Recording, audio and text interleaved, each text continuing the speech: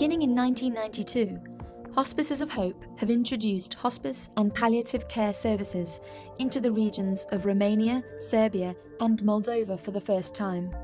Today, they have improved the quality of life for thousands of patients. Now they are raising funds to expand the work into Bucharest, where there is currently no specialist inpatient hospice care for those who need it. Romania is a country which is, in great need of increased support from a palliative care standpoint. What we have to realize that in Romania, there's about 75% of the patients that are diagnosed with cancer are diagnosed in terminal phase. That means that all these patients are sent home with very little support. And in fact, only 5% of these patients are actually offered the proper palliative care service that we are all accustomed to receive in developed countries, which is pain management, proper relief, proper psychological support. So the need is great in Romania. I think in this day and age when the world is so small, for us to have the kind of suffering that I've seen in Eastern Europe is just not acceptable. Without the availability of hospice care in Bucharest, many terminally ill patients are discharged shortly after diagnosis and left to fend for themselves. Patients like Marius, who is paralysed from the neck down and cannot move from his bed. Currently, Marius's primary source of palliative care comes through home visits from Hospice of Hope nursing staff. Another patient, Laura, is also bedbound and looked after by her mother at home. She too receives regular home visits. These give her and her family much needed medical and emotional support.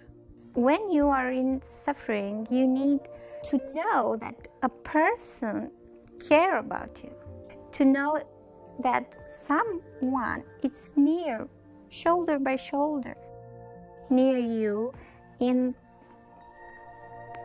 fight with the illness. When it comes about care at end of life, I think this is something which I think every human being can relate to. It is a need. I don't think it's different if you are a person in UK or if you are a person in Romania. The planned hospice centre in Bucharest will have 30 beds and serve thousands of children and adults. The building will also provide a teaching centre, a day centre, outpatient clinic, and house the home care team. Having a physical center is important for a number of reasons. One, it's important because we need to service the patients in Bucharest. It needs to become a center for patients to come and be cared for. But it's an important base of influence for the cause because, again, we want to make sure we can use this center to influence politicians and also use the center to train healthcare professionals in terms of caring for palliative care in the future. I think as it grew, the community would become more involved in it and become aware.